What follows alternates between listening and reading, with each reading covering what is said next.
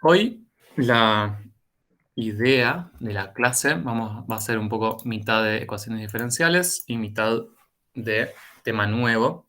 Sí, vamos a usar un ratito de esta clase para cerrar lo que es E2 y después vamos a empezar con funciones vectoriales.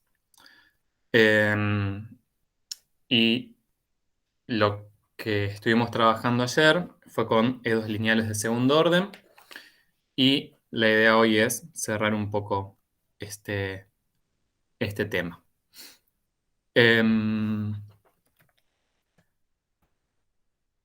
Bien, si se acuerdan, ayer lo último que estuvimos trabajando fueron con las E2 lineales homogéneas de segundo orden a coeficientes constantes, que eran como tenían esta forma, numerito por derivada segunda, más numerito por derivada primera, más numerito por función, ¿sí? Con los tres coeficientes a sub 0, a sub 1 y a sub 2 números reales, y a sub 0 distinto de 0 para que no sea, o sea, para que sea efectivamente de orden 2.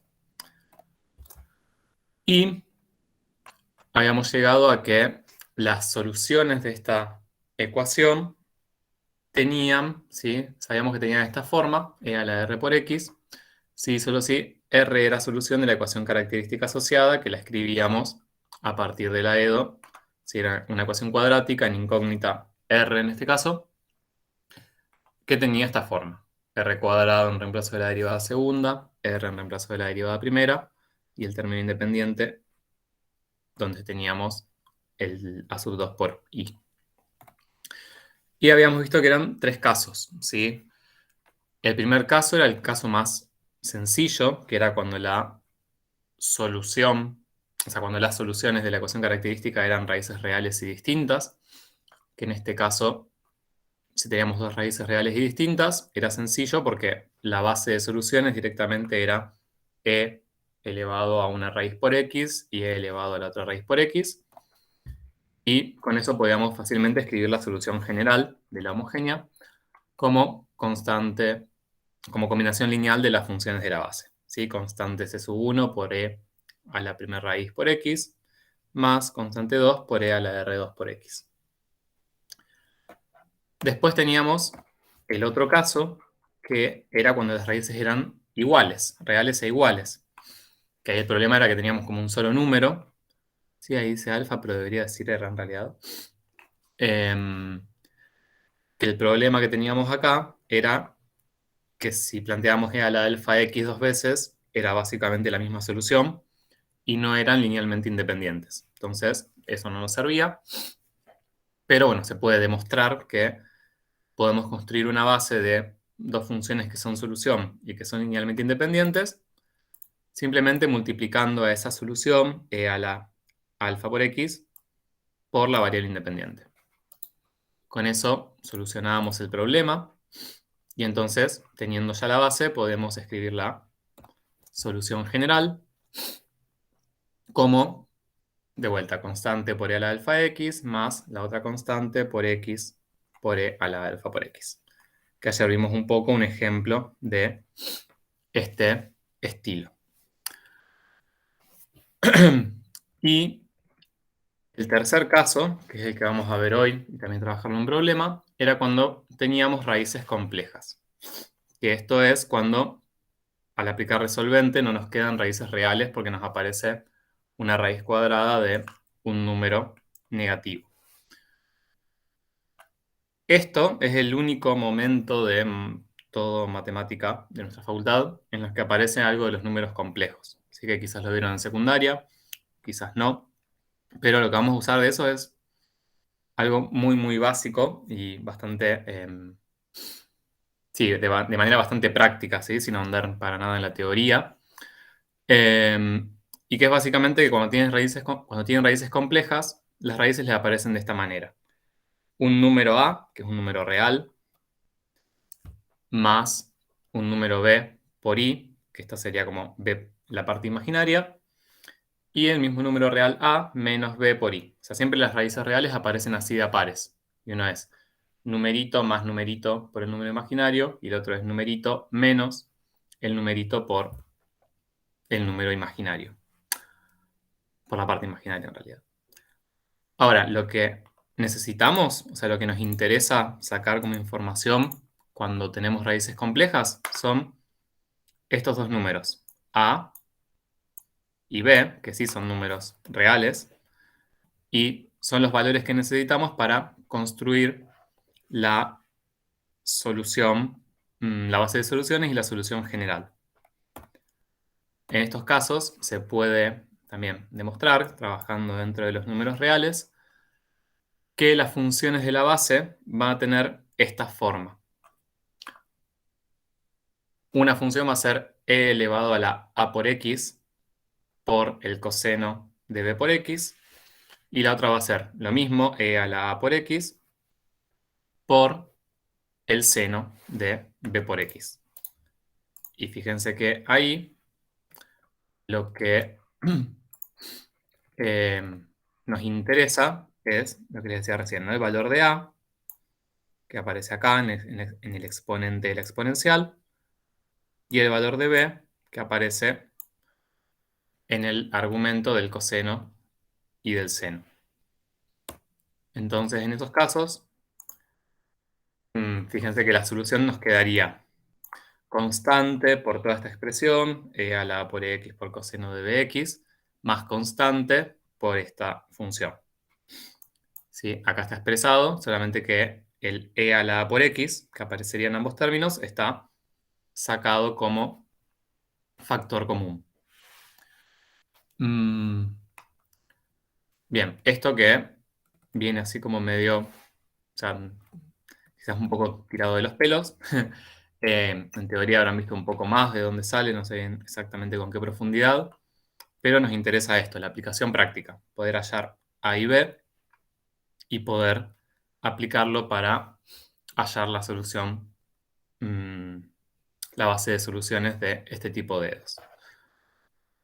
Y ahora vamos a trabajar, de hecho, con un problema en el que vamos a tener que trabajar con raíces complejas, así que ahí lo vamos a ver un poco más en detalle. Ujú.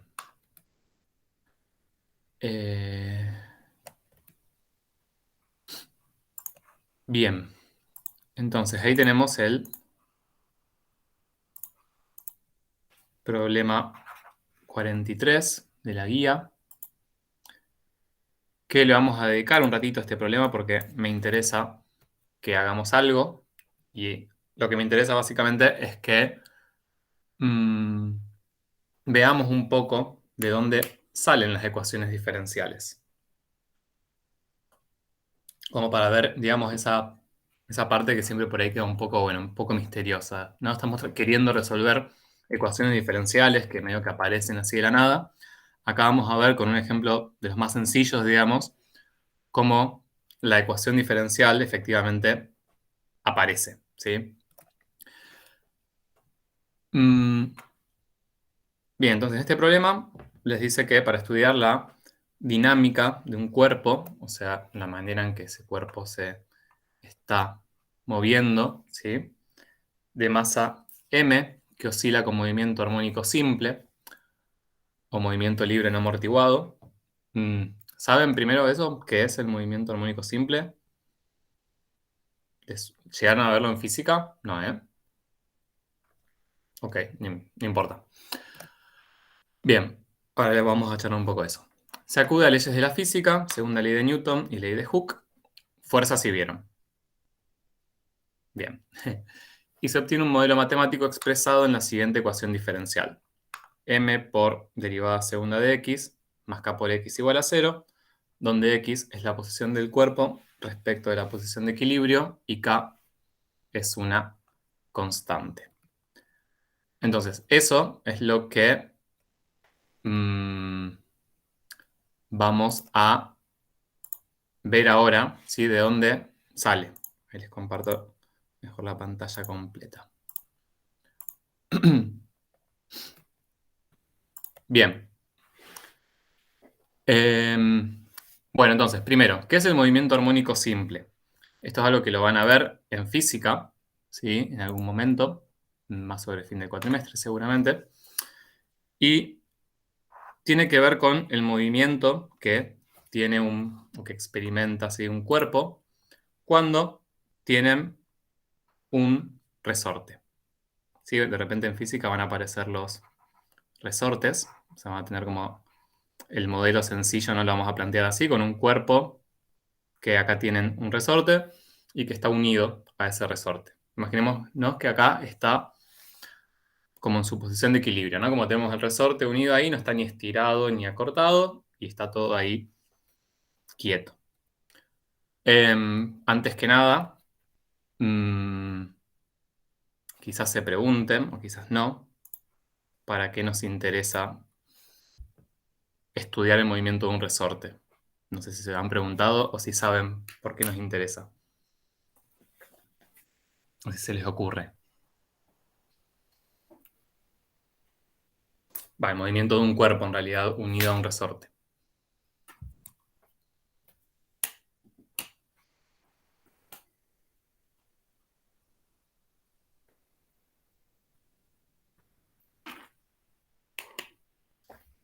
Imagínense que algo que está unido a un resorte, lo que puedo hacer es como empezar como a oscilar, ¿sí? Alrededor de una posición de equilibrio. Como que si yo lo elongo un poco, lo alejo, va a querer como volver y ahí como que puede empezar a oscilar, ¿sí?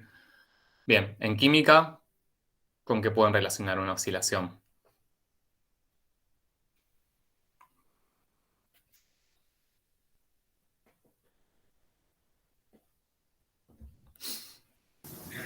Con los orbitales. Bien, con los orbitales, sí, puede ser, digamos, tiene que ver con algo así a nivel eh, atómico, ¿no? A nivel como microscópico. Pero básicamente todos los átomos, ¿sí? Están siempre oscilando y vibrando, ¿sí? De hecho, la temperatura, por ejemplo, tiene que ver con la vibración, ¿sí? De los átomos, de las moléculas. Cuanto más están vibrando y están moviéndose, mayor la temperatura, por ejemplo, ¿sí? Y entonces, este modelo que lo vamos a ver y que es como muy sencillo, de repente un cuerpo unido a un resorte, va a tener que ver con un movimiento oscilatorio que se aplica y se usa para modelizar, por ejemplo, la interacción entre dos átomos, ¿sí? Entonces, eso no es que de repente vemos un movimiento de un resorte porque nos interesa trabajar con un resorte concretamente, sino pues se usa como modelo para cuestiones químicas, ¿sí? Em, pero bueno, de acá en adelante vamos a hablar de resortes. Pero sepan que tiene ese tipo, digamos, de aplicaciones. Bien, imagínense entonces que tenemos el resorte y de vuelta que acá está en la posición de equilibrio. Quiere decir que el resorte no está ni estirado ni comprimido. Entonces yo acá lo que voy a marcar es como un eje vertical donde voy a marcar la posición de equilibrio, que sería donde tengo el 0. Vamos a usar acá la X para la posición. Y ahora, supónganse que estiramos un poco ese resorte. O sea que en vez de estar ubicado ahí, lo ubicamos, no sé, por acá.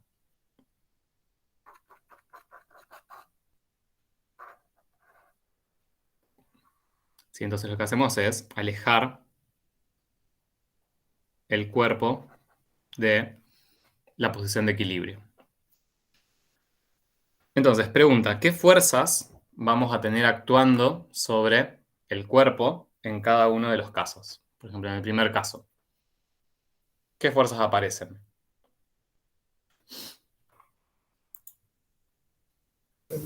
Normal y la del peso del cuerpo.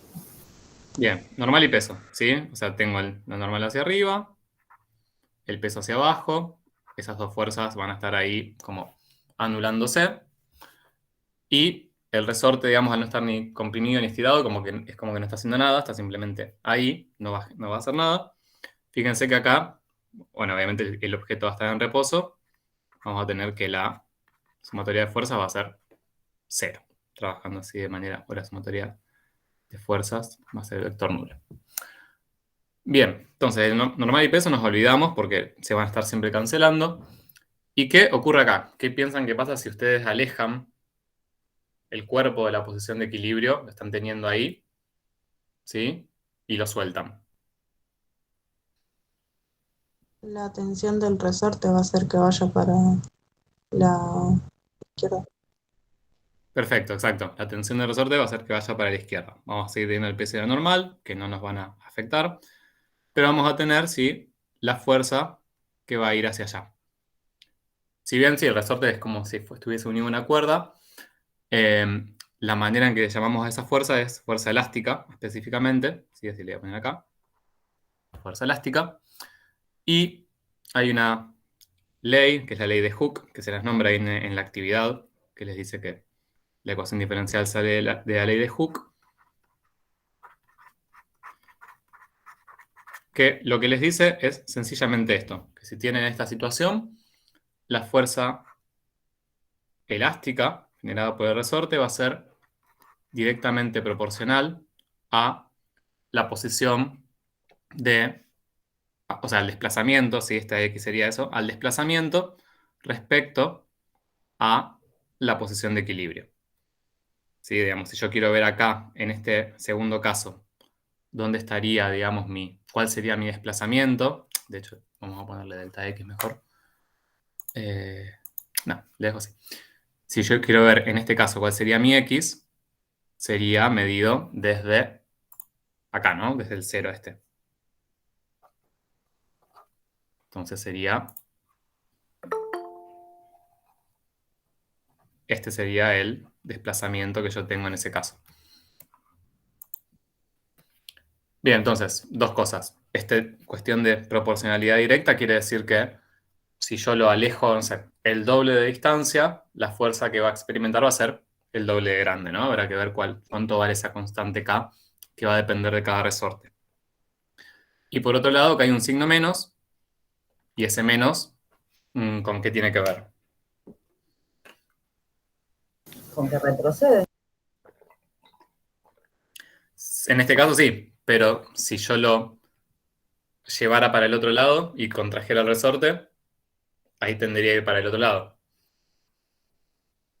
Y estaría avanzando, digamos. O sea, como que el menos quiere decir que siempre la fuerza elástica se va a oponer al desplazamiento. Si yo lo quiero desplazar, si yo lo desplazo para la derecha, la fuerza lo va a querer llevar para la izquierda. Y si yo lo desplazo más para la izquierda de la posición de equilibrio, la fuerza lo va a querer llevar para la derecha.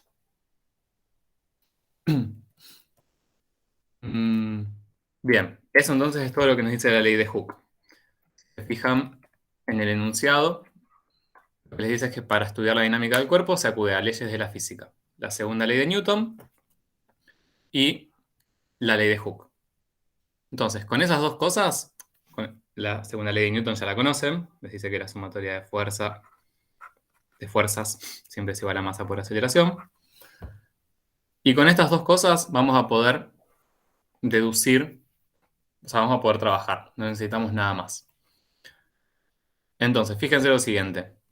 En este caso, digamos, imaginémonos que alejamos el cuerpo de la posición de equilibrio y lo soltamos. O sea, estamos en esta situación. Entonces, la sumatoria de fuerzas va a ser únicamente la fuerza elástica. No tengo ninguna otra. O sea, tengo la normal y el peso que se anulan, entonces no la contamos.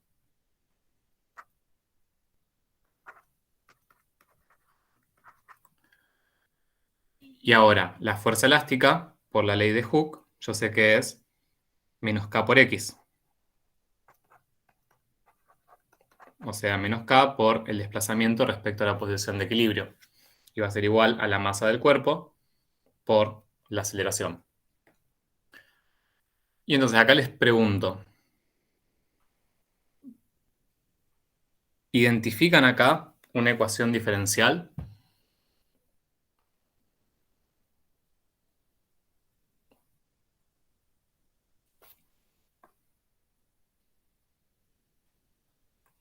Digamos, tengo una función incógnita ahí.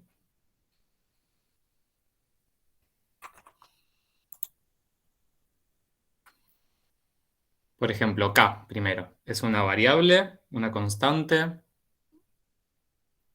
¿Es una función?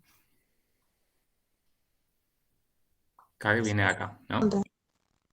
Bien, es una constante, ¿sí? Esta constante de proporcionalidad, que de hecho es la constante de proporcionalidad del resorte, que eso depende de cada resorte. nada más. M es la masa, también va a ser una constante. X, Una variable. es una variable, perfecto. O sea, si suponemos esta situación inicial, va a tener un cierto valor, pero en el momento en que yo la suelte, la posición va a empezar a desplazarse, ¿no? O sea, si acá, no sé, está elongado 5 centímetros, supongamos, a, a medida que pasa el tiempo, la posición va a empezar a disminuir, porque esto va a ir hacia la izquierda. Hasta el momento va a llegar a 0 y después para el otro lado. O sea, y eso va a ir variando con el tiempo. Entonces, X la vamos a poder pensar como una función que depende del tiempo. ¿Sí? Si le voy a poner ahí el t entre paréntesis. ¿Y qué pasa con la aceleración? Que va a depender directamente, digamos, de cuánto vale la fuerza elástica. Fíjense que inicialmente habrá una cierta fuerza elástica. Ahora, que va a ser menos K por X. Ahora, cuando esto se mueva un poquito para la izquierda, el desplazamiento va a ser menor y por lo tanto, si X es menor, también la fuerza elástica. Entonces, ven que la aceleración también va a ir variando con el tiempo. Hoy no les puedo ver, así que salvo que eso que vaya cambiando de pantalla es medio molesto. Así confío en que sí. Bien, la aceleración también va a depender del tiempo. ¿Sí? Es una función que depende del tiempo. Bien, ahora, para tener una ecuación diferencial necesitamos una función incógnita y sus derivadas. ¿Y quién tenemos acá? Tenemos a la función posición del resorte en función del tiempo y a la función aceleración. ¿Cómo las podemos relacionar?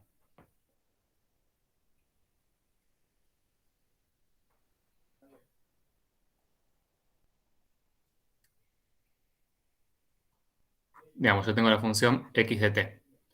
¿Qué pasa si yo derivo x de t? ¿Qué me queda? La derivada de la posición.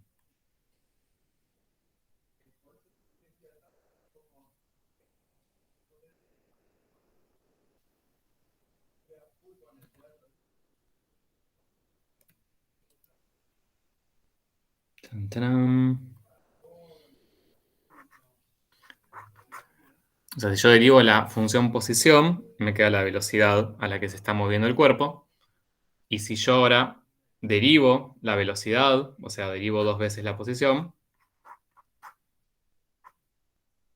me queda la función aceleración, también dependiendo del tiempo, ¿no? Y entonces fíjense que acá me queda menos k por x igual a m por x segunda, que es la aceleración. O sea, no hace falta que escribamos que depende de t, eso lo puse recién para ver esto más fácil, ¿sí? Pero entonces vean que acá ya tenemos una ecuación diferencial. Tenemos la función incógnita, que es x, y aparece x y sus dos derivadas. No, y su derivada segunda, perdón.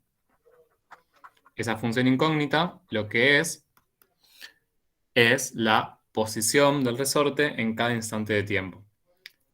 Y fíjense que a partir del planteo de la ley de Hooke y de la segunda ley de Newton, a lo que llegamos es a esto. O sea, si yo acá paso menos k por x sumando para el otro lado, digamos, no pudimos llegar a una expresión que me dé la función posición. O sea, yo no sé cómo es la forma de la función posición, la forma de esa función que en cada instante me dice cuál es la posición del cuerpo. Pero sí sé que va a verificar esto, que la masa del cuerpo por la derivada segunda de la posición más la constante de resorte por la posición del cuerpo, me tiene que dar 0. Entonces lo que sé es que mi problema, ¿sí?, va a estar modelizado por esta ecuación diferencial. Entonces resolviéndola, o sea, si la puedo resolver, mejor dicho, voy a poder hallar la función posición, ¿sí?, que va a ser una de las soluciones de la ecuación diferencial.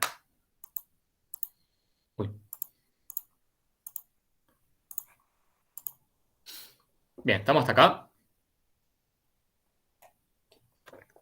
Fíjense que esto hasta ahora no lo habíamos hecho. Esto desde una situación práctica de que aparezca una ecuación diferencial a partir de eso, de la situación. En general veníamos resolviendo ecuaciones diferenciales que ya dábamos.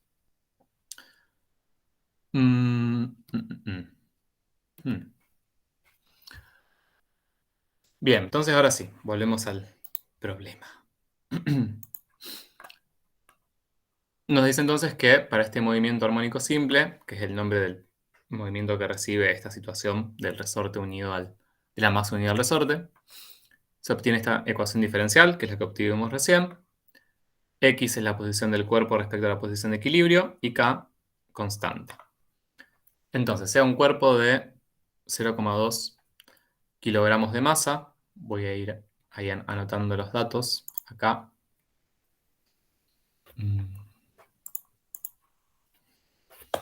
O sea, tenemos por un lado la ecuación diferencial.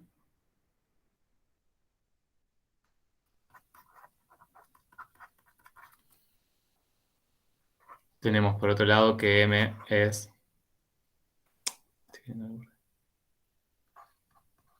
0,2 kilogramos,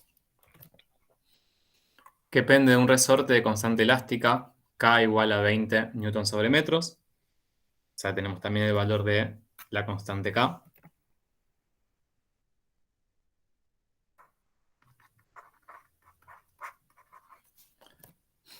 Y oscila armónicamente. O sea, oscila con este tipo de movimiento que vamos a ver ahora cómo es.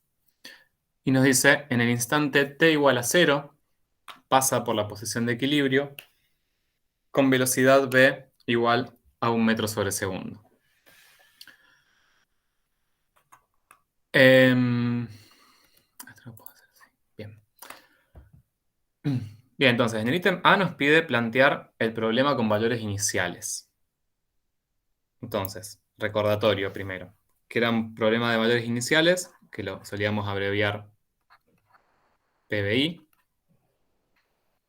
¿Sí? Lo escribíamos así, entre llaves, y abriendo una llave solamente en realidad. Y un problema de valores iniciales básicamente estaba constituido por una ecuación diferencial y una serie de condiciones, que siempre coincidían en cantidad con el orden de la ecuación diferencial que yo tenía que resolver, y que eran las condiciones que después me permitían hallar mi solución particular del problema una vez que yo obtenía la solución general. Y en general, digamos, íbamos a tener una condición para la función y una condición para, en este caso, la derivada primera. Entonces, fíjense que necesitamos la x en 0 y x' en 0 para plantear el PBI. En esto que tenemos acá, ¿tenemos esa información? Nos dicen en el instante t igual 0, pasa por la posición de equilibrio con velocidad 1 metro sobre segundo.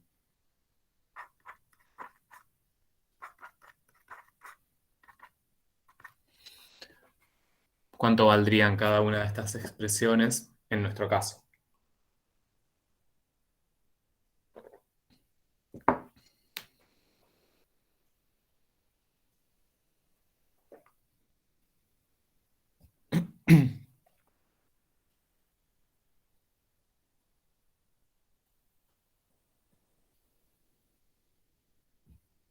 La primera derivada no es 1 metro segundo. Bien, nos dice que la velocidad es 1 metro sobre segundo, o sea, en el instante t igual 0, ¿no? Entonces, la derivada primera en 0, que sería la velocidad en tiempo 0, va a ser 1, perfecto. 1 metro sobre segundo. Y x en 0, tenemos la posición inicial.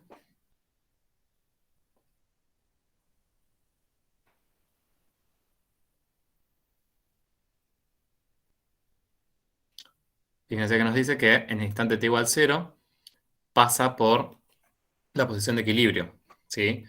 Y eso, digamos, al fijar el sistema de referencias, ya, digamos, estamos fijando esto, ¿no? Que la posición de equilibrio, que es donde no actúa ninguna fuerza sobre el resorte, que no hay fuerza elástica, esa la consideramos como x igual a 0. ¿Sí? Entonces, sabemos que la posición de equilibrio es, es el 0, digamos, de posición. Entonces, en el instante t igual 0, vamos a tener que, este pasa por la posición de equilibrio, vendrías a significar que x es igual a 0, ¿sí?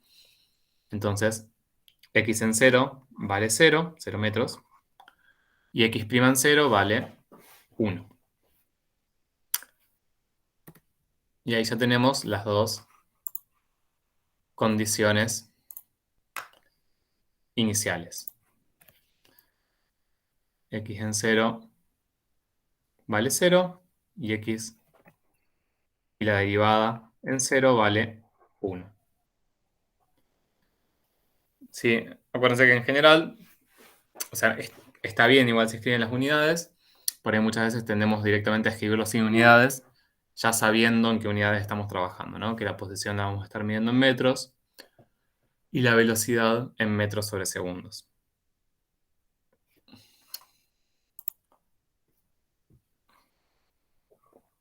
Bien, entonces en el ítem B tenemos que hallar la ley de la posición en función del tiempo. O sea que en el ítem B lo que tenemos que hallar es la ley de la función posición en función del tiempo, que es básicamente la... O sea, lo que me está pidiendo es que hallemos la solución, la función solución del PBI. Acuérdense que la EDO va a tener infinitas soluciones y el PBI, con las condiciones, va a tener solución única, que va a ser la solución que nos interesa, que estamos buscando.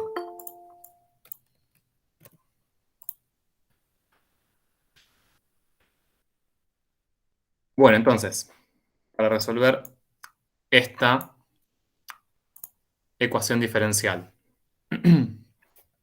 ya tenemos, ¿sí?, que esta es la ecuación diferencial y de hecho tenemos los valores de m y de k. O sea, m sabíamos que valía 0,2 kilogramos, o sea que m ya podemos dar el valor que corresponde, y k vale 20 newtons sobre metro. ¿Sí? Entonces acá ya la EDO nos queda planteada con esos valores. 0,2x segunda más 20x. Entonces tenemos que resolver esa ecuación diferencial.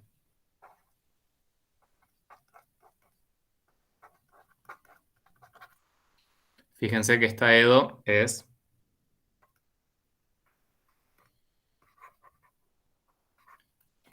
Como lo abrimos en el libro. Es una EDO lineal, homogénea, de segundo orden y a coeficientes constantes. ¿Sí? Los coeficientes son 0,2 y 20 en este caso. Bueno, y falta uno. Entonces acá lo resolvemos con lo que estuvimos viendo recién. ¿Sí? Planteamos la ecuación característica y desde ahí resolvemos.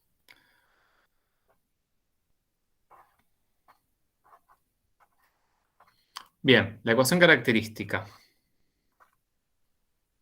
¿Cómo les queda? A ver si...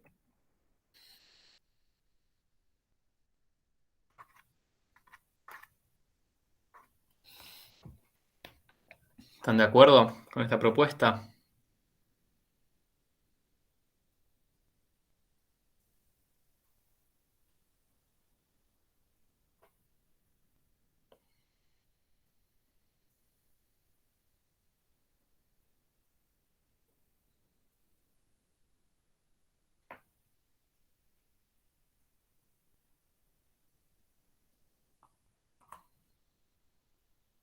Sí,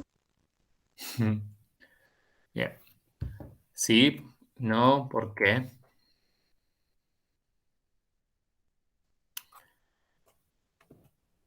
Yo no estoy de acuerdo. Bien, en general, esto creo que ya se los comenté, pero bueno, se los comenté sin hacer ningún ejemplo, ¿no? Este es el tipo de... O sea, en general plantear la ecuación característica es sencillo, pero este es el tipo de ecuaciones diferenciales en el que pueden caer en la trampa. ¿Por qué? Porque esta ecuación diferencial que tienen no está completa, o sea, no aparecen los tres términos. ¿Sí? Hay un término que no está apareciendo ahí y que es el de la derivada primera. Entonces, fíjense cómo quedaría esta ecuación diferencial si yo la escribo completa. Sería 0,2 x segunda más 0 por x más 20, no, más 0 por x prima, perdón, ahí está, más 20 por x igual a 0. Y entonces, fíjense, al verlo así completa, que lo que multiplica a x segunda, el 0,2, es este 0,2. Ahora, lo que multiplica a r, a x prima, perdón, que es este 0, es lo que acá multiplica r. Entonces, este 20 no va acá multiplicando por r, sino que el 20 va a ser el término independiente de la ecuación. ¿Sí? Entonces acá, lo que me quedaría en realidad, al plantear la ecuación característica, es 0 por r, que podríamos no ponerlo, más 20 igual a 0. ¿Sí? Este 0 va a ser este 0, y este 20 que multiplica la x va a ser este 20. Bien, por eso siempre tengan cuidado si tienen una EDO que les falta alguno de estos dos términos, de primero completarla para no correr riesgos de equivocarse en eso.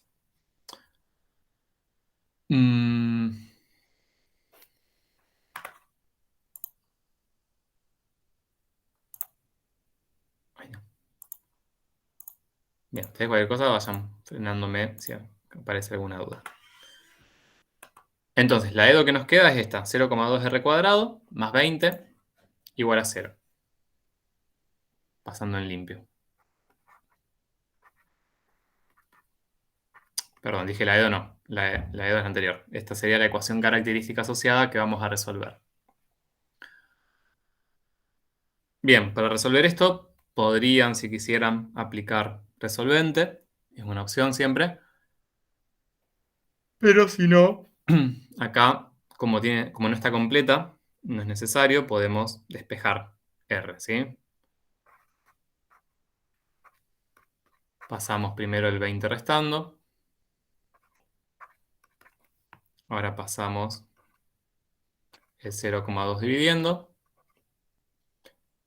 Esto, 20 sobre 2, 200 sobre 2. Esa división sí da menos 100. Y entonces me queda acá la raíz cuadrada de menos 100. Entonces, bien, si estuviésemos trabajando, no sé, en un problema de matemática donde esta solución me representa, no sé, un tiempo o algo por el estilo, obviamente diríamos que no existe esa solución, porque esto no me da un número real. Pero para lo que necesitamos acá, sí nos interesa trabajar en los números complejos y ver, ¿se acuerdan que las raíces dijimos que eran de esta forma? Cuando aparecían raíces complejas. Una era a más b por i y la otra era a menos b por i. Y lo que nos interesaba era saber quién era a y quién era b. Entonces, lo que nos queda acá, bueno, perdón, acá me falta una cosa, que es el más menos. Sí, siempre que pasamos un cuadrado como raíz, en una ecuación nos quedan la opción positiva y la opción negativa. Y entonces, ¿esto cómo se resuelve? Dentro de los números complejos, la raíz del número negativo me va a quedar el número imaginario, que es la raíz de menos 1, por la raíz de 100. O sea, lo voy a escribir mejor.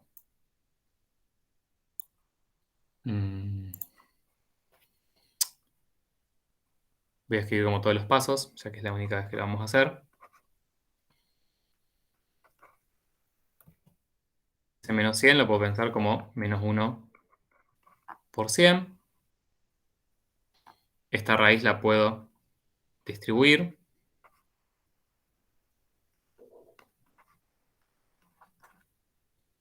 ¿Sí? Y siempre me va a quedar la raíz de menos 1 por la raíz de la parte positiva. Entonces, la raíz de menos 1 es lo que definimos como este número imaginario. Y entonces esto me va a quedar más menos i por 10, que es la raíz de 100.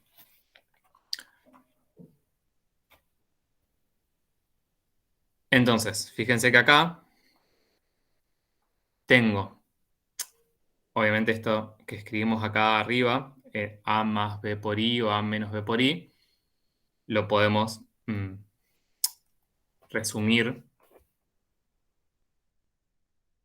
de esta manera. O sea, lo podemos escribir a ambas cosas a la vez como a más menos b por i. Como estamos resumiendo estas dos soluciones en una misma escritura. Y si nos fijamos acá, la estructura, digamos, número por i aparece, o sea, este 10, que es el número que multiplica el número imaginario, sería b.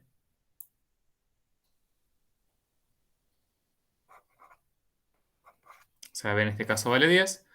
Y a, que medio que no aparece, pero bueno, si no aparece es porque vale 0. ¿Sí? Si no me aparecería un numerito, por ejemplo, un 2, un 5, un número, el número que sea. Acá que no me aparece sería 0.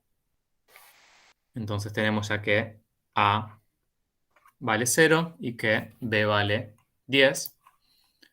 Y eso es todo lo que necesitamos saber de los números complejos. ¿Sí? Una vez que tenemos a y b, ya está.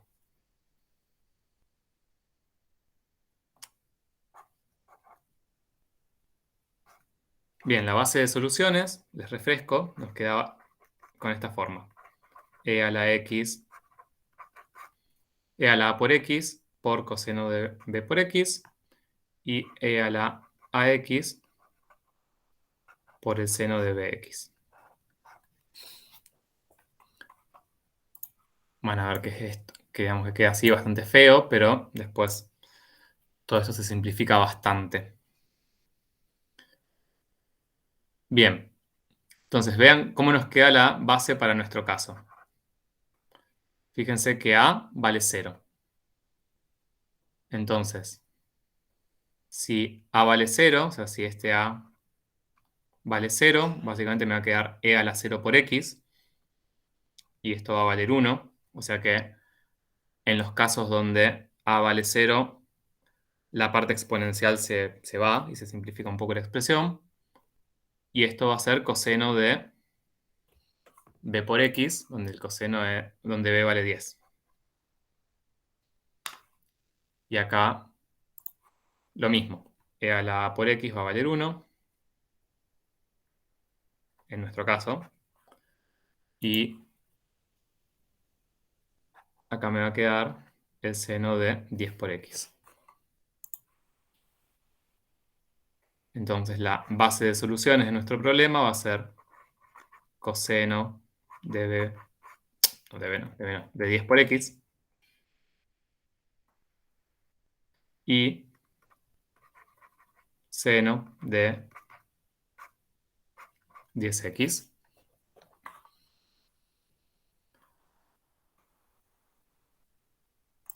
Y entonces vamos a poder ya escribir la solución general, que va a ser combinación lineal de coseno de 10x y de seno de 10x.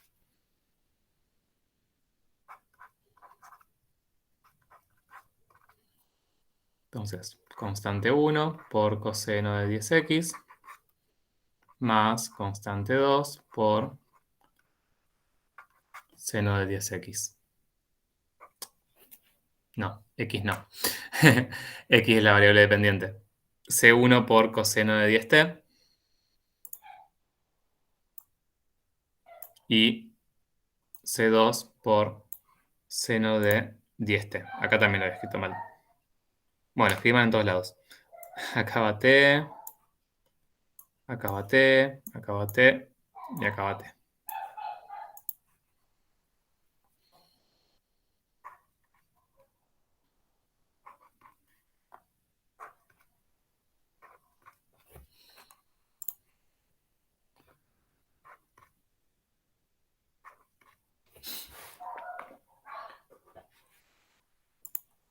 Bien, entonces... acá. Fíjense que teníamos este problema de valores iniciales.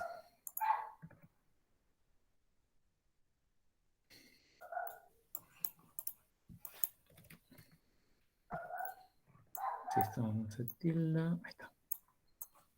Bien.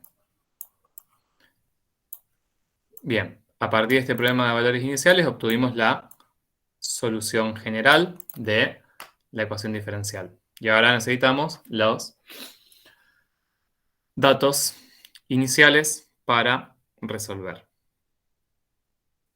Entonces,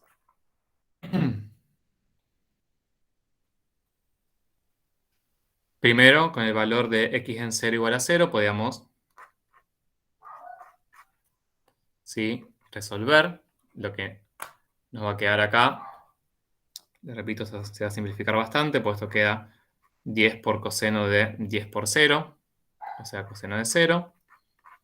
Y acá va a quedar C2 por el seno de 10 por 0, también el seno de 0. Y esto a su vez, x en 0, sí que tenía que valer 0. Entonces esto también lo vamos a igualar a 0 acá. Como hacíamos ayer, usamos la condición inicial para plantear una ecuación para hallar las incógnitas. Y en este caso usamos dos ecuaciones, una con cada condición, para las dos incógnitas.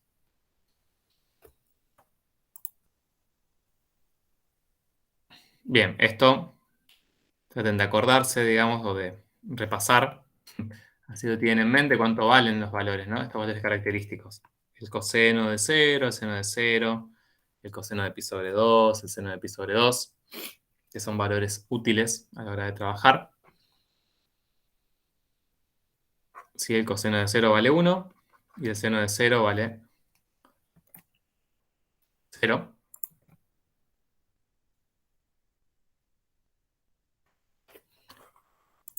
Entonces, fíjense, esto se simplifica bastante porque C2 por 0 se va y C1 por 1 queda C1.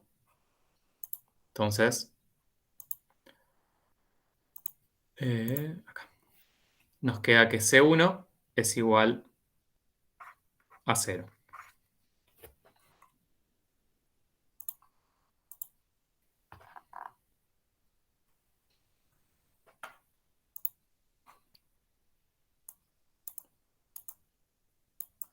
Sí, entonces, en este caso, para nuestro problema, nuestra solución particular, digamos, C1 va a valer 0, o sea que en nuestra solución particular, este término con coseno no va a aparecer directamente.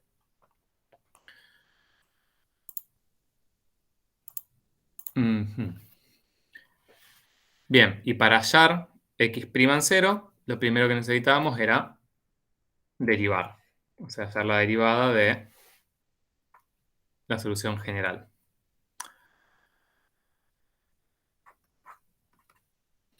Bien, fíjense que yo podría derivar toda la expresión, pero yo ya sé que mi función x, como C1 vale 0, toda esta primera parte no va a estar. Entonces no hace falta que la trabaje en la derivada, porque ya sé que va a valer 0. Entonces que mi función x va a ser seno de 10t, entonces no hace falta que derive esta primera parte. Para derivar esta segunda parte, me va a quedar c sub 2 por la derivada del seno, que me queda coseno,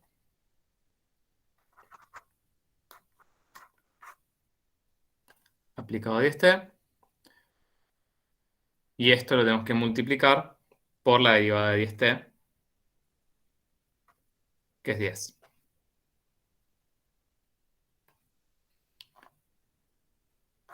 Y entonces ahora sí, reemplazamos x' en 0 y igualamos a 1.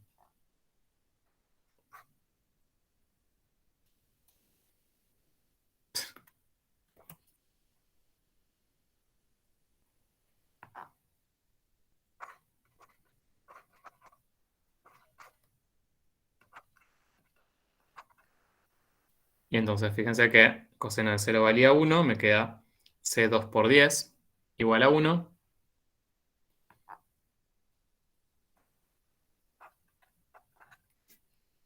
Y entonces despejando ahí C2, nos queda que C2 vale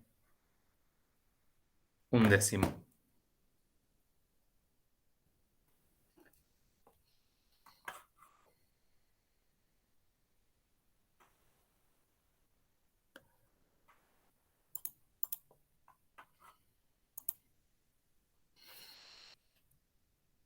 Y entonces ahora ya tenemos la función, la x de t, ¿sí? La que necesitábamos.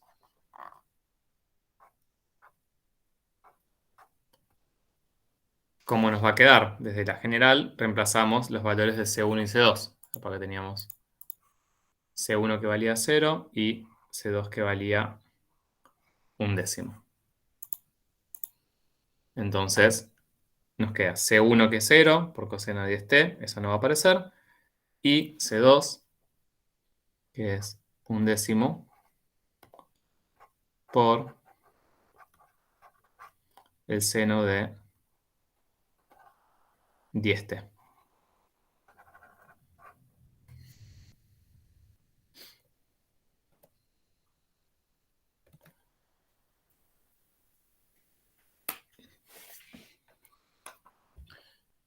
Bueno, estamos hasta acá. ¿Están despiertos? ¿Están ahí? Sí, sí. Bien.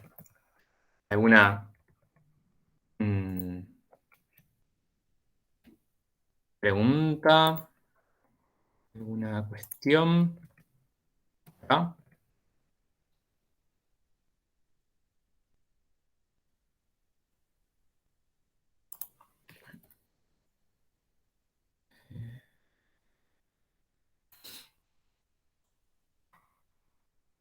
Yo no. Bien. Uy. No. Bueno. Ok. Caos.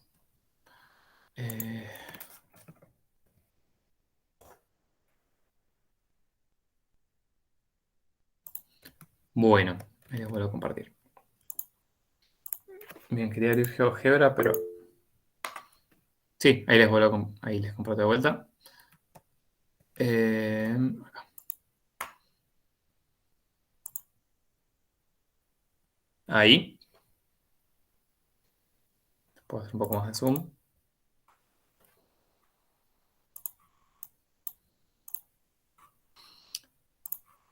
Bien, fíjense que lo que obtuvimos entonces para la función posición, o sea, ahora ya sabemos a partir de la ecuación diferencial qué comportamiento va a tener el cuerpo en esta situación. No en esta situación, obviamente, ideal, porque es una situación ideal la que planteamos, donde la única fuerza que planteamos era la fuerza elástica, ¿sí?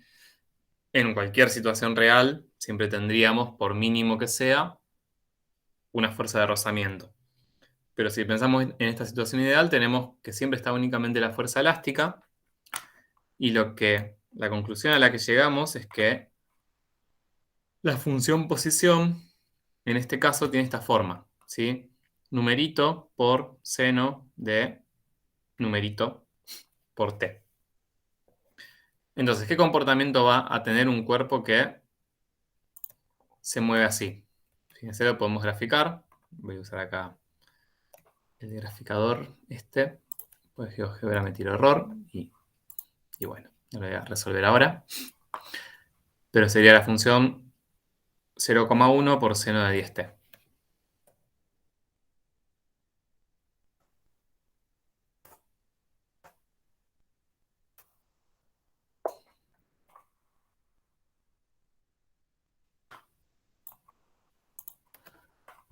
Bien, fíjense que la gráfica es una función seno común y corriente. ¿Y qué información, a ver, qué información pueden sacar de acá? ¿Qué dirían de el movimiento del cuerpo? ¿Qué va a hacer el cuerpo a medida que pasa el tiempo? En sus palabras.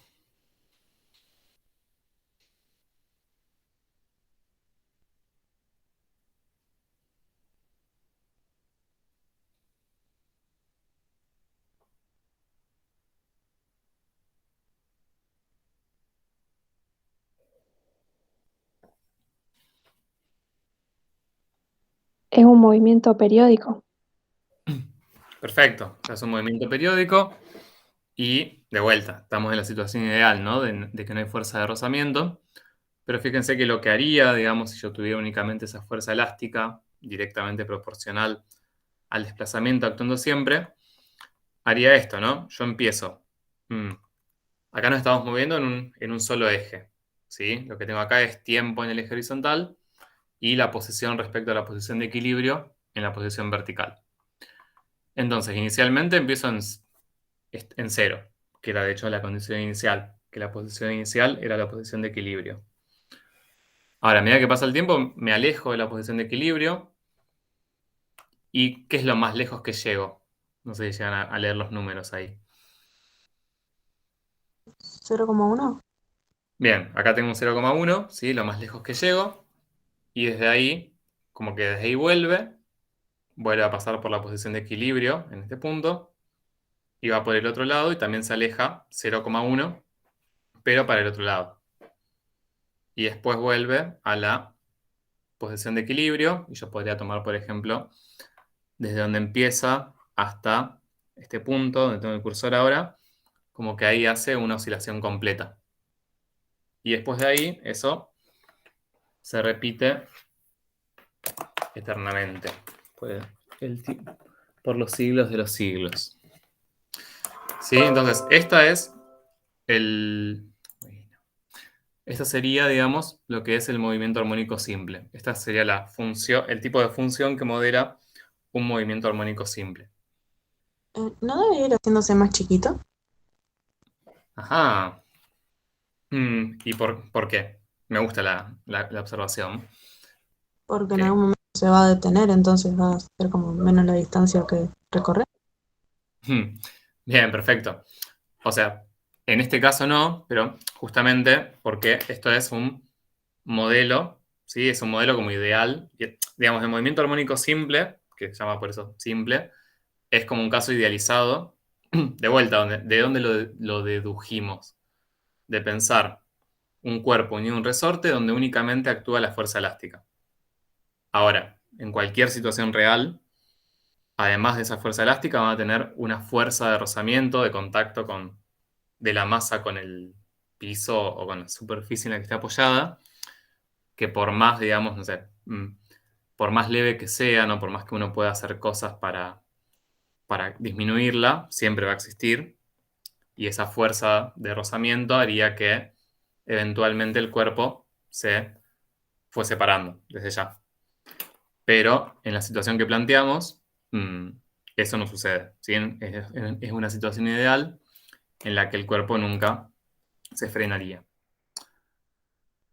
De hecho, y esto se los dejo después para que lo vean porque en en otro problema les aparece, de hecho, en un problemita que les voy a dejar ahí de tarea.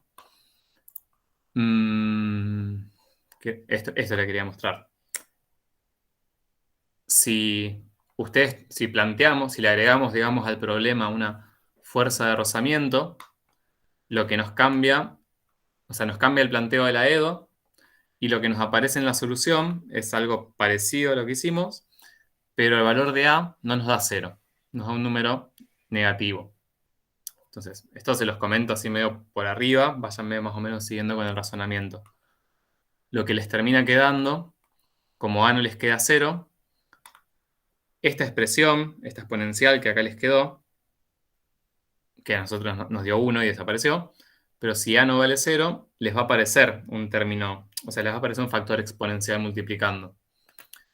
Y por ejemplo, una solución que les podría quedar, si les apareciera un término exponencial, podría ser algo así. A ver. Estándar. Por ejemplo, como una función también seno o coseno, solamente que está, como se dice, modulada por una función exponencial. Ahí les muestro con un poco menos de zoom.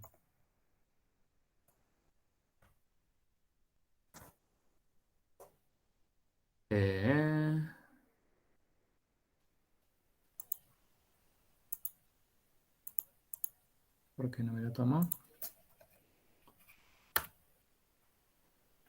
Elevado.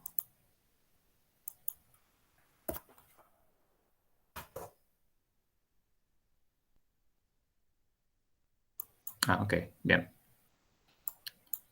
No, eso no. Ah, ok. ¿Sí?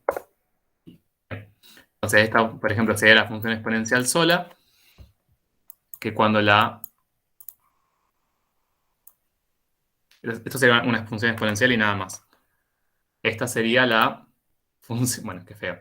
La función del movimiento amortiguado que vimos antes. Y esta sería lo que les quedaría como el resultado, ¿no?, del producto de esas dos cosas. Como, fíjense que es como un movimiento periódico en un punto, pero a medida que pasa el tiempo va haciéndose como cada vez más chiquitito porque tenemos ahí una fuerza de rozamiento que va frenando eso. Y eso también, o sea, si ustedes hacen el mismo planteo del movimiento armónico simple, pero le agregan un término que tiene que ver con la fuerza de rozamiento y resuelven la ecuación diferencial, llegan a algo de este estilo. Obviamente, si tuviesen una fuerza de rozamiento mayor, por ejemplo, el cuerpo se frenaría más rápido. Y les quedaría quizás algo así, que más rápidamente se empieza a frenar. Y eso se llama movimiento armónico amortiguado, en vez de simple, porque hay una fuerza que va amortiguando eso y hace que no se desplace el cuerpo eternamente, que vaya tendiendo a la posición de equilibrio y cada vez oscile menos. Pero de vuelta, son modelos. Entonces, el modelo más sencillo es un modelo que no se frena nunca jamás.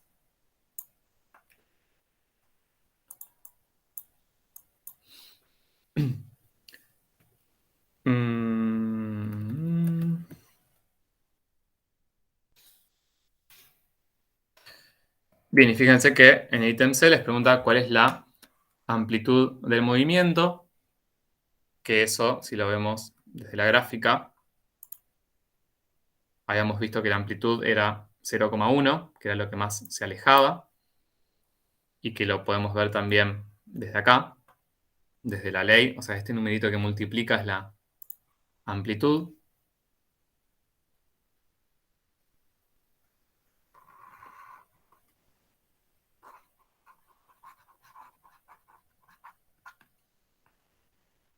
Sí, que siempre va a ser el número ese en valor absoluto, o sea, valor positivo.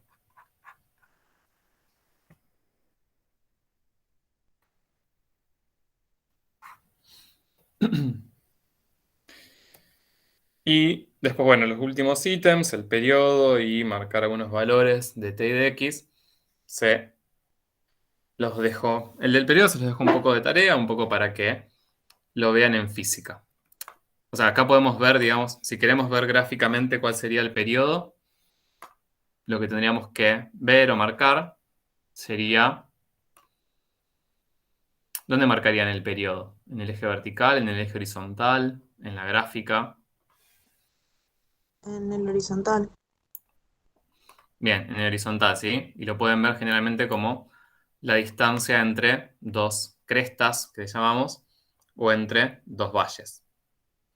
O entre, por ejemplo, esta primera raíz y esta raíz, que es donde yo puedo ver que mi función hace algo y después vuelve a hacer lo mismo. ¿Sí? En este caso, el periodo les queda de más o menos 0,62, algo así.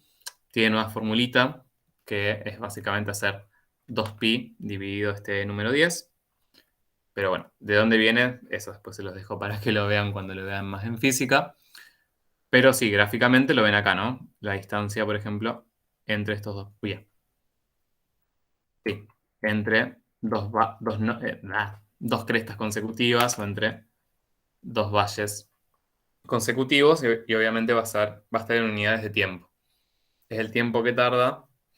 Por ejemplo, si yo empiezo con mi masa si estoy en este punto, quiere decir que la masa está en la máxima elongación hacia la derecha.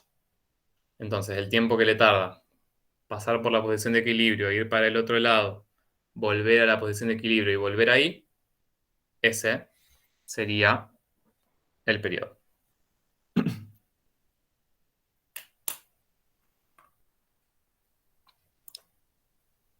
Bueno. Fin. Me interesa esto. O sea, lo que más me interesa por ahí de este problema es que, si bien después en física ustedes van a ver el movimiento armónico simple, y van a hacer actividades y van a trabajar con eso y demás, sí me interesa que se lleven esto, que a partir de la ley de Hooke y de la segunda ley de Newton y del planteo de la ecuación diferencial, sin saber nada más, podemos, digamos, resolver la ecuación diferencial, resolver un problema de valores iniciales y eso, y determinar, sin que nos lo digan, que el movimiento que va a seguir el cuerpo va a ser de este estilo. ¿Sí? Un número multiplicado por una función seno o coseno, que va a ser un movimiento periódico, voy a poder sacar la amplitud y demás. Y todo eso lo podemos deducir con lo que sabemos de ecuaciones diferenciales.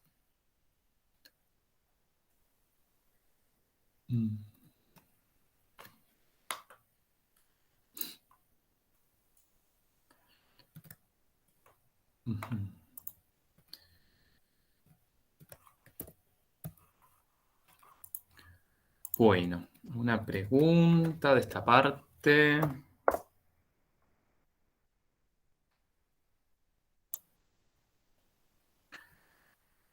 Lo que nos queda, digamos, hay algo de ecuaciones diferenciales que serían las E2 lineales de segundo orden no homogéneas, que esas no las vamos a trabajar en práctica. Digamos, de eso tendrán lo que vieron en teoría, ¿sí? Que cualquier cosa después veremos bien, digamos, de esa parte qué es lo que entra en el parcial. Pero bueno, de esa parte que no vamos a ver en práctica, cualquier cosa le preguntan a Santiago, ¿sí? Pero en general la parte más importante es la de las E2 homogéneas, esta que vimos hoy y ayer, que es la que tiene como más utilidades en las ciencias experimentales.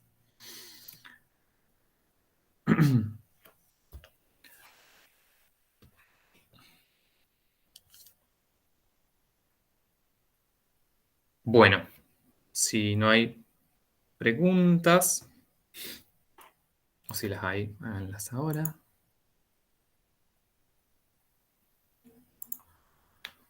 Si no, ya pasamos a el tema nuevo, que es funciones vectoriales, con el que vamos a empezar a trabajar hoy. Así que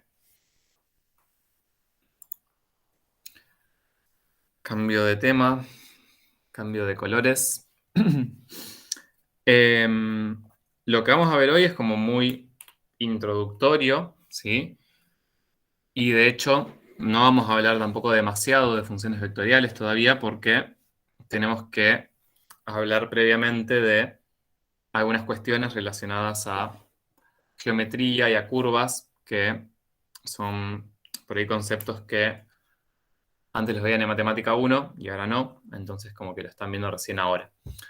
Así que vamos primero a ver algunas cuestiones introductorias. Acá de vuelta, cualquier duda, cualquier cosa quizás de temas anteriores que yo dé quizás por sabidas y no estén tan sabidas, frénenme, pregúntenme. y paramos y lo revisamos. Entonces, acá lo primero que les hice es como un pequeño resumen de algunos conceptos que me parecen importantes para que estén claros para trabajar de manera bastante resumida. El primero de ellos es el concepto de curva. ¿Sí? El concepto de curva que viene de la geometría y que es bastante vago, la definición que está acá, como que parece que no dice mucho, y es simplemente un conjunto de puntos del plano, del espacio, donde sea, que verifica una o más condiciones. Así de amplio. Entonces, veamos un ejemplo. Yo podría tener una circunferencia. Una circunferencia. Ahí está. ¿Sí? Y que sería un conjunto de puntos, en este caso del plano. Y la condición, en este caso, que cumplen los puntos de una circunferencia es que se encuentran, son todos los puntos que se encuentran a la misma distancia de un punto al que llamamos centro. ¿Sí? Y esta sería como la definición de circunferencia, que es una curva en el plano, y que cumple, ¿no?, con esto que está dicho acá arriba. Ahora, en geometría analítica, que es ya, en geometría analítica lo que hacemos es relacionar estas curvas y estos elementos geométricos, como circunferencias, parábolas, cuadrados, no sé lo que sea, con un sistema de referencias. O sea, en vez de tener esa circunferencia suelta por el aire, trabajamos con un sistema de referencias y lo que hacemos es establecer una correspondencia entre puntos del plano y pares de números reales a través de una ecuación. Entonces, por ejemplo, si tenemos una circunferencia de radio 4 centrada en el origen, ¿sí? Acá, o sea, acá ya aparecen un par de cuestiones, como en primer lugar, que en geometría, digamos, tenemos una circunferencia de radio 4 y punto, y acá lo que tenemos es como un sistema de referencias que ubicamos. A ver. Segundo. Lo voy a hacer acá, que puedo escribir mejor. PowerPoint no se lleva bien con la tableta.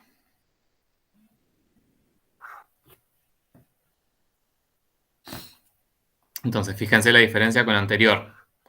En geometría analítica lo que vamos a tener también es como un sistema de referencias en el cual vamos a ubicar esa circunferencia. Entonces ya, si tenemos una circunferencia de radio 4 centrada en el origen, quiere decir que el origen de coordenadas del sistema de referencias va a coincidir con el centro de la circunferencia. Y si es de radio 4, ¿sí? Y marco la circunferencia. Vamos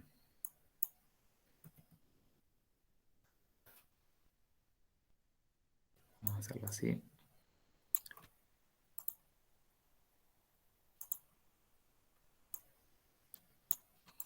Por ahí, fíjense que lo que tendría es, acá, por ejemplo, podría indicar puntos, ¿no? Por ejemplo, acá voy a tener un 4. Entonces, podría decir, por ejemplo, que el punto de coordenadas 4, 0 va a ser un punto que pertenece a la circunferencia. Acá también voy a tener el 4. Acá menos 4. Y acá menos 4. Entonces ya los puntos de la circunferencia del ente geométrico van a tener coordenadas también. O sea, cada uno de los puntos de la circunferencia van a ser puntos del plano que van a tener coordenadas, o sea, una coordenada para X y una coordenada en Y. Y entonces, digamos, yo voy a poder dar una ecuación que dependa de X y de Y y que la verifiquen los puntos de la circunferencia. ¿Se acuerdan cómo es la ecuación de una circunferencia? ¿Sí? ¿No? ¿No era y al cuadrado más x al cuadrado igual Bien, a y al cuadrado? perfecto. Esta es la ecuación de la circunferencia. Viene de aplicar Pitágoras. O sea, en este caso me queda x al cuadrado más y al cuadrado igual a 4 al cuadrado, que sería 16. ¿Sí? Y fíjense que esta ecuación se relaciona, tengo una relación directa o biunívoca, se dice en matemática, con esta gráfica. Porque básicamente cualquier punto que yo tome de la circunferencia va a tener una abscisa y una ordenada que van a verificar esta ecuación. Y al revés. Cualquier par de puntos que verifiquen la ecuación van a ser puntos de la circunferencia. Entonces, podemos tomar como un ejemplo pero esto vale para todos los puntos de la circunferencia. Ver, por ejemplo, qué pasa, no sé, con el punto del 4, 0. ¿Sí? El 4, 0 es un punto de la circunferencia. Pertenece a esta curva, a la curva C. Entonces, lo que va a tener que pasar es que se va a tener que cumplir esta ecuación. Si x vale 4, fíjense que me queda 4 al cuadrado más y al cuadrado y vale 0, más 0 al cuadrado, y fíjense que se cumple. Ahora, cualquier otro punto del plano que no sea de la circunferencia no va a verificar la ecuación. Por ejemplo, no sé si tomo el punto, o sea, este punto, por ejemplo, no sé, el 1, 0, es un punto que no pertenece a la curva. Entonces, si reemplazo acá en la ecuación 1 al cuadrado más 0 al cuadrado, fíjense que me da distinto de 4 al cuadrado, y entonces, porque no pertenece a la curva.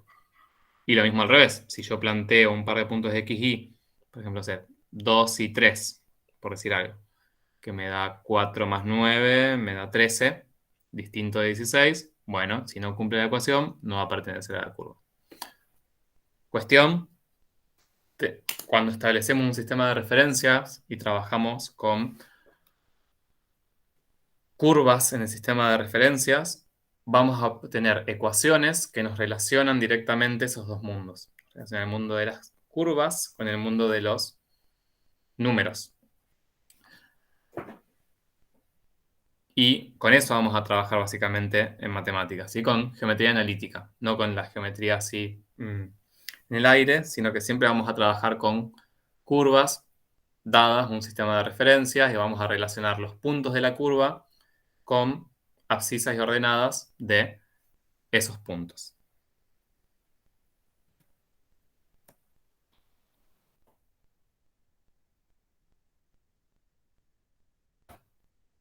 Entonces, la ecuación de una curva, que en este caso sería esta, ¿no? X cuadrado más y cuadrado igual a 4 al cuadrado, es la ecuación que satisfecha por todos los puntos de la curva y solo por ellos.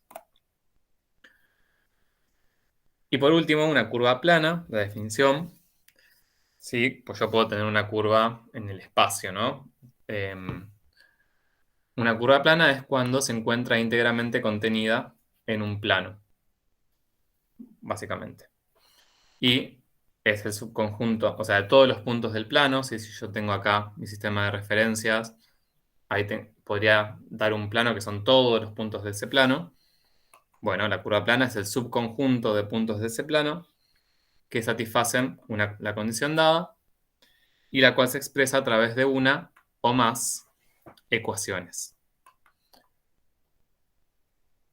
Lo que vamos a ver entonces ahora es eso, las distintas maneras de dar la ecuación de una curva plana, porque tenemos muchas.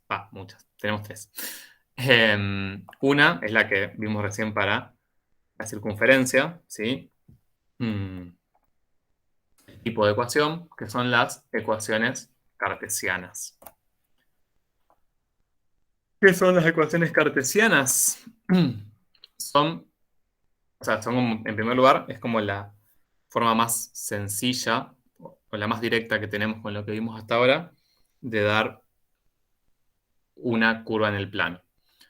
Son ecuaciones en dos variables. Y todos los puntos x, y del plano que verifican la ecuación serán los puntos de la curva. Entonces, fíjense que lo que les decía recién de la circunferencia, que yo tengo esto, es la ecuación cartesiana de una circunferencia de radio 4 centrada en el origen. ¿Qué puntos del plano verifican la ecuación? Los que corresponden a esa circunferencia y que van a corresponder a los que van a ser los puntos que compongan la gráfica de esa circunferencia. Ahora, veamos otro caso. Grafiquemos, por ejemplo, la curva C dada por esta ecuación en dos variables. 2x más y igual a 4. Entonces, yo tengo esto, que es una ecuación en dos variables. Y lo que quiero saber es qué pares de puntos x, y, que van a corresponderse a puntos del plano, verifican esta ecuación. Y el conjunto de todos esos puntos van a ser la curva asociada a esta ecuación. Entonces, ¿qué se les ocurre acá? ¿Cómo podrían hacer eso? ¿Cómo podrían ver qué tipo de curva tenemos?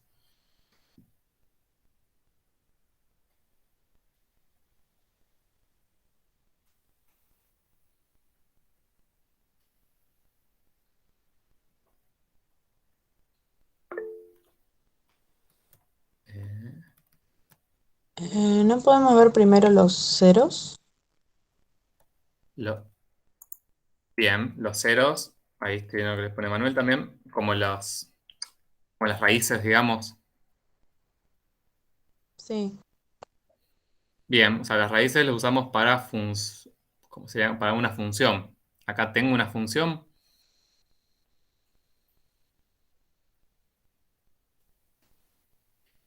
Mira, fíjense ahí lo que dice Manuel, ¿no? De despejar y, que queda una lineal. Eso es una posibilidad, ¿sí? O sea, usar lo que sabemos ya de funciones. Porque básicamente,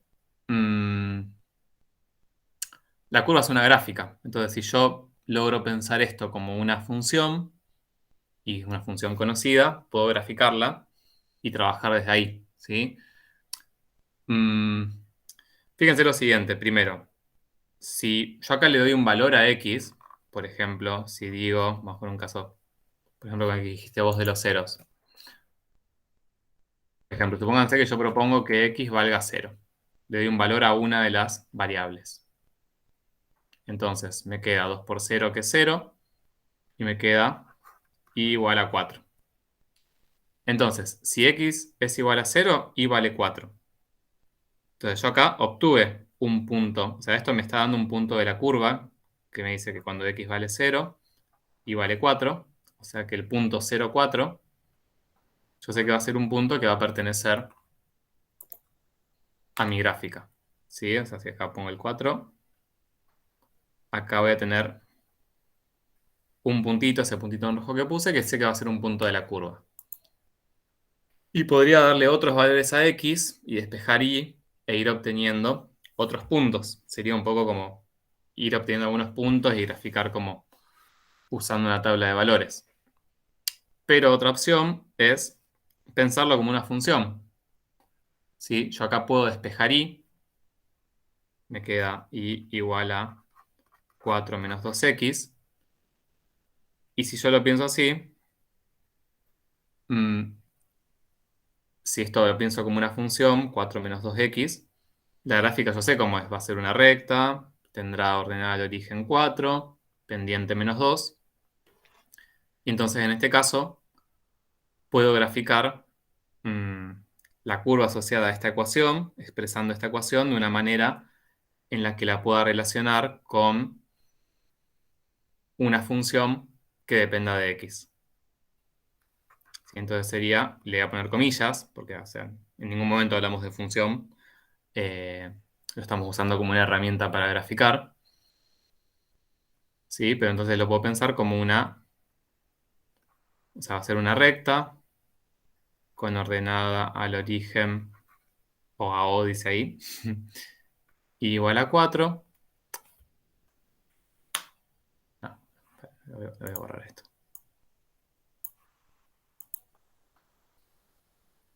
O sea, con pendiente m igual a menos 2 y con ordenada al origen igual a 4. Entonces voy a tener acá el ordenado de origen 4 que marcamos y va a ser una recta con pendiente negativa. Sí, voy a hacer así como un bosquejo de cómo quedaría. Acá acá estaría el 2 y la pendiente es menos 2. Y entonces fíjense que acá tenemos ya la gráfica de esa curva C. Que en este caso entonces es una recta como la que está graficada ahí. Entonces, esta manera de... O sea, lo que me interesa más que nada es que vean esto, ¿no? Que una ecuación en variables x e incógnitas x e y, yo la puedo muchas veces, no siempre, pero muchas veces relacionar con una curva plana. Yo acá elegí un ejemplo sencillo para no complicarnos la vida. Pero esto, ¿no? Lo relacionamos con una lineal, despejamos y, lo pensamos como una función y graficamos lo que sería la gráfica de esta función para pensar fácilmente cuáles son todos los puntos del plano que verifican esta ecuación.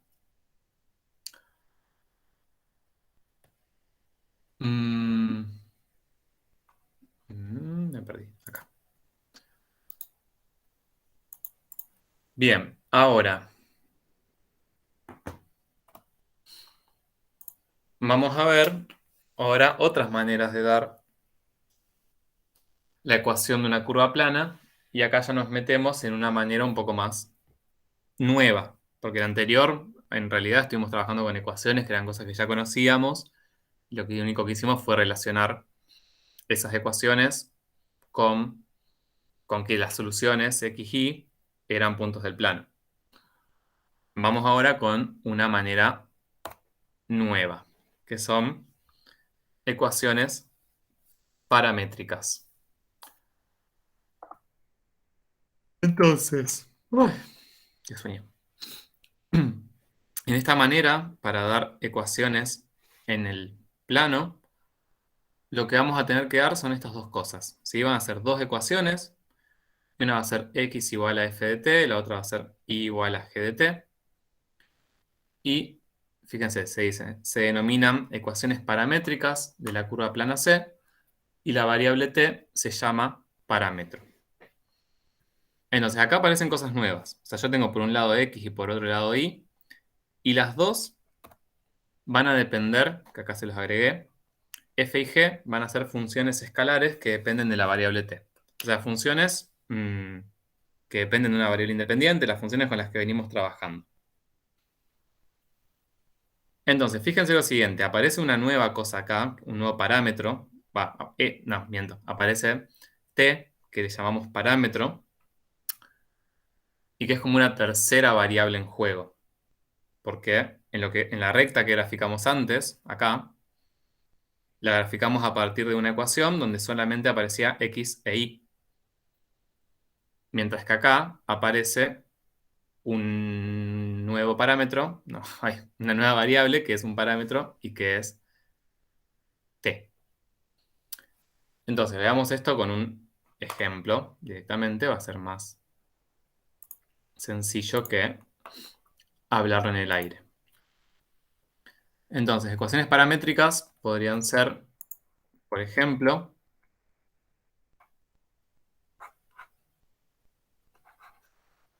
dijimos que x e y van a ser igual a funciones de t.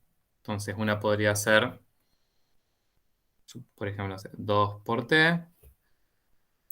Y la otra, a ver...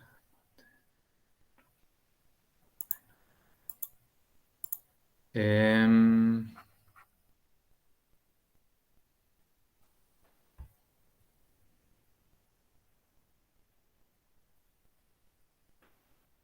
sí, así. Y igual a 2t y x igual a 2t e y igual a 4 menos 4t. Y fíjense que otra cosa que aparece acá es que el parámetro va a pertenecer a un intervalo. Podría ser a todos los reales o a un intervalo cerrado o abierto. Pero vamos a suponer, para este ejemplo, que t pertenece a intervalo 1, 3. Entonces, ¿de qué manera las ecuaciones paramétricas nos sirven para representar curvas? ¿Qué les parece?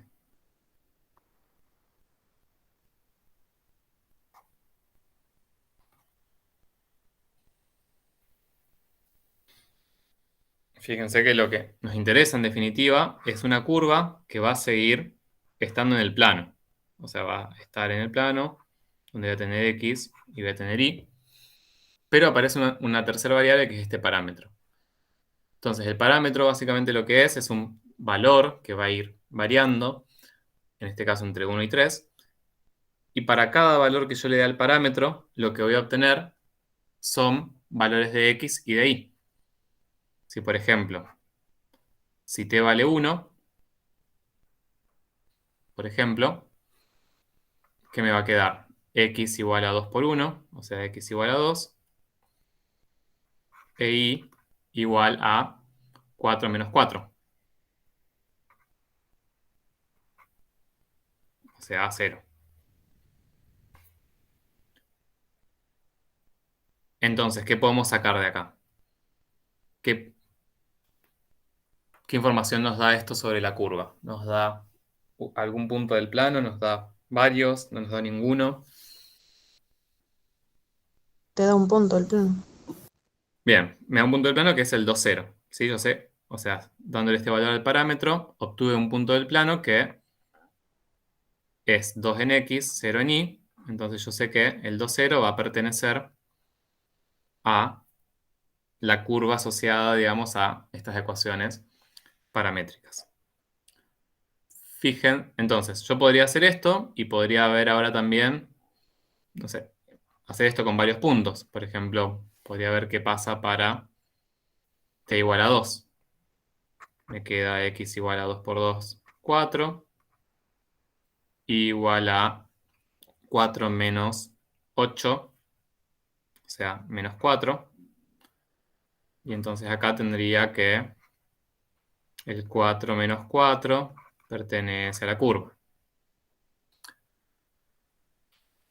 Bien, ahora, por un lado creo que se ve claro de que yo dándole valores a t obtengo puntos del plano que corresponde a la curva, pero también que no es como una metodología muy cómoda, ¿no? O sea, tendría que ponerme a hacer esto con un montón de valores de t para obtener puntos del plano y después graficar.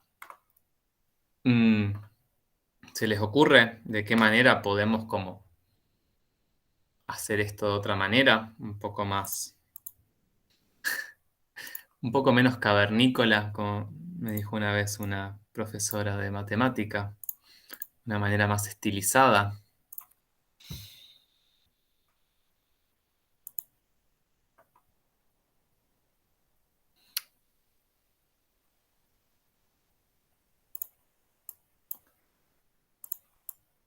Fíjense que acá lo que estamos haciendo es dándole valores al parámetro para obtener pares de x y de y, pero lo que nos interesa en realidad es, si pudiésemos, encontrar una relación entre X e Y directamente. Entonces eso lo podemos hacer. O sea, acá tenemos dos ecuaciones, si pensamos, si tenemos como tres variables, X, Y y T. Y lo que podemos hacer es transformar esto en una sola ecuación en la que solamente yo relacione X e Y. Y me saque, digamos, de encima al parámetro que apareció acá, el parámetro T. Entonces, ¿cómo hacemos eso? Bueno, si nos queremos sacar de encima el parámetro, lo que podemos hacer es despejar el parámetro en una de las ecuaciones. En este caso lo voy a despejar en la de arriba porque es más fácil.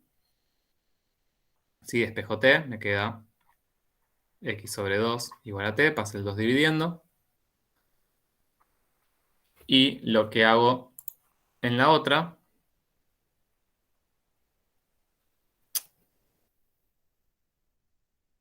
o sea, ¿para qué despejo el parámetro? Para en la otra, Reemplazar. exacto, para la otra ecuación lo reemplazo. Donde me aparece T, ahora lo reemplazo por el equivalente que es X sobre 2.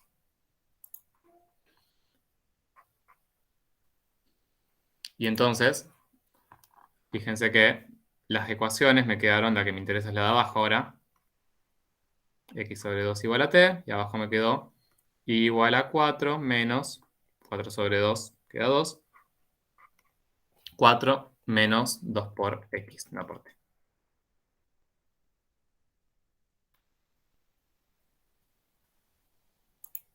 Bien, entonces, ¿cuál es la...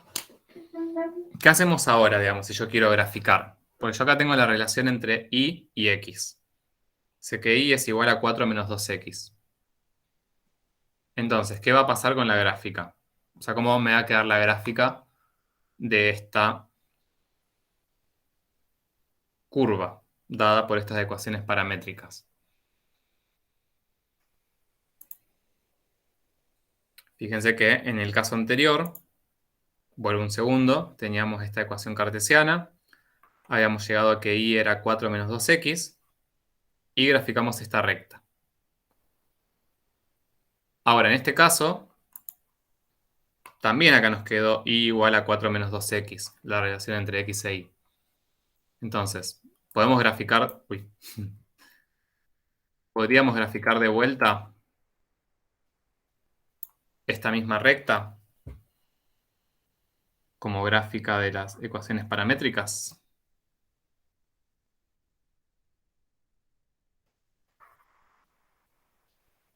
¿Qué opinan?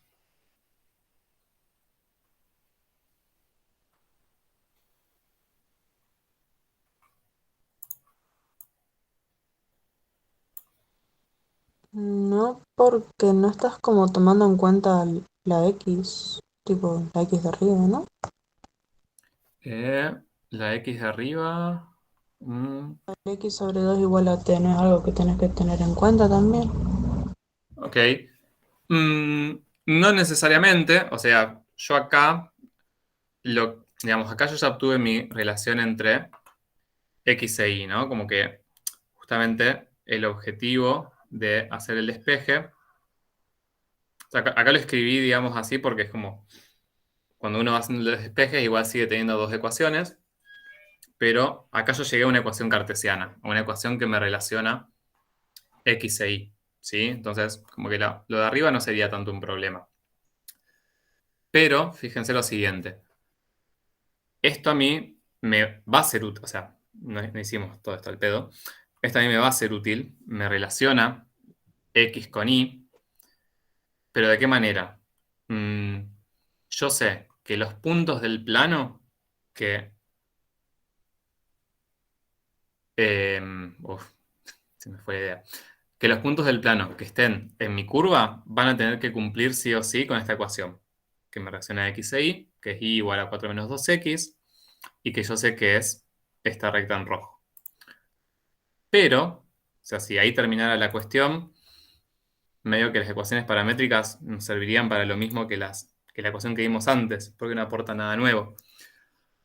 Pero hay dos cosas nuevas que aparecen acá, y que tienen que ver con esto. O sea, yo lo que... Esto de despejar, de relacionar X con Y, despejando el parámetro y demás, me sirve para saber que mi curva va a tener esta forma, pero el parámetro me agrega algo más, que es que no necesariamente todos los puntos de esta recta van a ser parte de mi curva, porque esos puntos yo los tengo que poder obtener variando el parámetro t entre 1 y 3. Entonces, fíjense que cuando t valía 1, nos había dado el punto 2, 0. O sea, estábamos parades con este punto acá, en el 2, 0.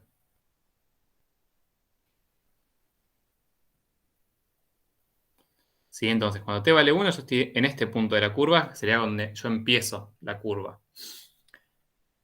Y cuando t vale, bueno, acá justo calculamos cuando t vale 2, no calculamos cuando t vale 3, pero podemos hacerlo rápidamente.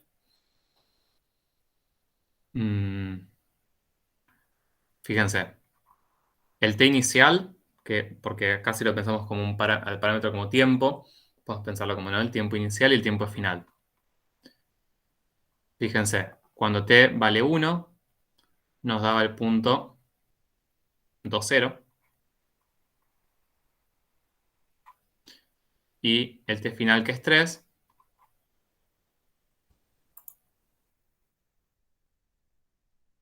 nos va a dar otro punto que si calculamos, la x me queda 2 por 3, queda 6. Y la y me queda 4 menos 12, que es menos 8. Y entonces, fíjense que cuando t vale 1, estábamos en el 2, 0. Cuando t valía 2, estábamos en el 4 menos 4. Estábamos como por acá, más o menos.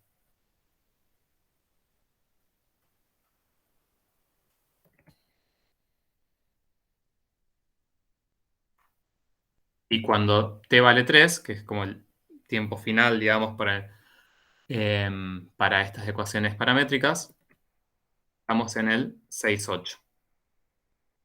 Obviamente va a ser un punto que va a estar sí o sí sobre esta recta, porque tiene que cumplir con esta ecuación cartesiana, porque la ecuación cartesiana la sacamos de acá.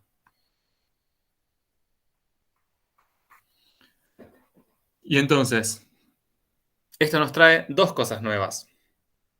Primero, que en relación a la ecuación cartesiana sola que podríamos haber dado como en el caso anterior, como acá, y nos daba esta curva, acá lo primero que tenemos es que según qué valores le demos al parámetro, o sea, en qué rango lo hagamos variar, vamos a poder tener toda la recta que podríamos haber tenido si t pertenecía a los reales, o como en este caso, que obtuvimos únicamente un segmentito de recta. Desde cuando t valía 1 estábamos acá, y cuando t vale 3 estamos acá. O sea que acá la gráfica de la función no va a ser, de la función no, de la curva asociada a las ecuaciones paramétricas, eso quise decir, no va a ser la recta roja, sino va a ser únicamente este segmentito azul.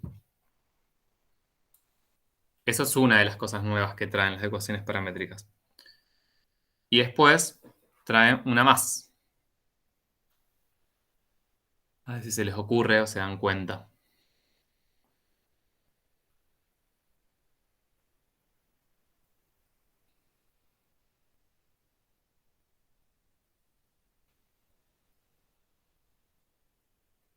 Pueden inventar también. En el chat dijeron el sentido. Ah, no había sonado. Perfecto. El sentido, ¿sí? O sea, que eso es algo que también en el caso anterior no aparecía. Pero acá tengo un sentido de recorrido. O sea, no es lo mismo que yo vaya desde el punto 2, 0 al punto 6, 8 que desde el punto 6, 8 al punto 2, 0. ¿Sí? Entonces, en este caso, y el sentido tiene que ver, siempre lo vamos a considerar con cómo recorro la curva para valores crecientes del parámetro. ¿Sí? En este caso, cuando el parámetro va desde 1 hasta 3, los puntos de la curva que voy teniendo van a ser desde el 2, 0 hasta el 6, 8. Entonces acá el sentido de recorrido va a ser así, que lo solemos indicar como con una flecha, digamos, sobre la curva. Y en general, entonces, a estas curvas, cuando trabajamos con ecuaciones paramétricas, le vamos a llamar curvas orientadas, porque tienen un sentido, ahí pretende decir curvas, tienen un sentido de recorrido.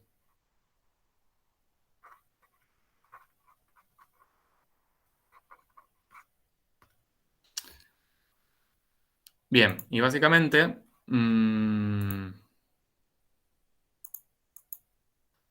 ver cuánto queda. Bien, me queda los suficientes minutos para cerrar por lo menos la idea de hoy y llegar a presentar las funciones vectoriales. Bien, básicamente ahora vamos a presentar las funciones vectoriales que están muy relacionadas a las ecuaciones paramétricas que acabamos de ver. Y la idea va a ser esta, o sea, para lo que la vamos a usar es para modelizar movimientos en el plano. Entonces, de repente lo que nos va a interesar no va a ser solamente como una gráfica, sino nos va a interesar la gráfica y también como el movimiento, digamos. O sea, la gráfica como la gráfica de una trayectoria, ¿no? Por ejemplo, yo acá podría tener una persona o un gatito, mejor un gatito, que establecido un sistema de referencias, camina desde el punto 2,0 hasta el punto 6,8. Y eso lo puedo modelar, en este caso, usando ecuaciones paramétricas, porque puedo también indicar un sentido de recorrido. Bien. Y lo último para cerrar esto y que no quede esta idea suelta.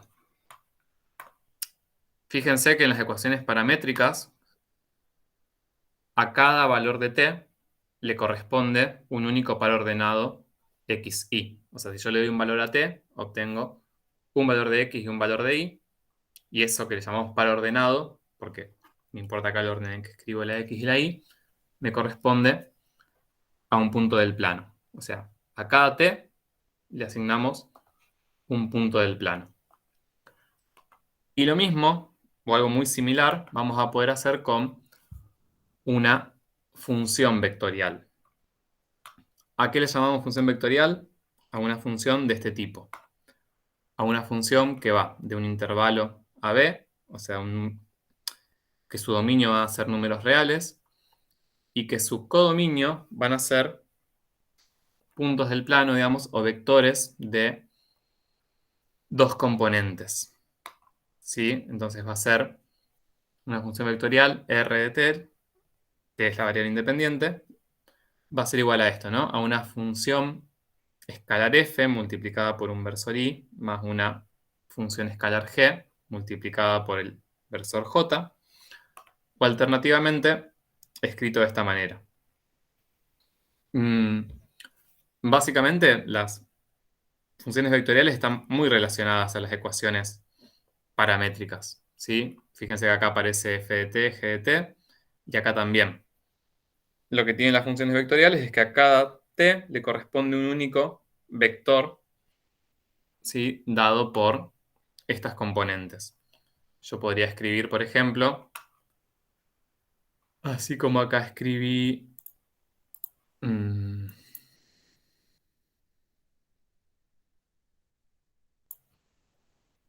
fíjense, así como teníamos acá estas ecuaciones paramétricas,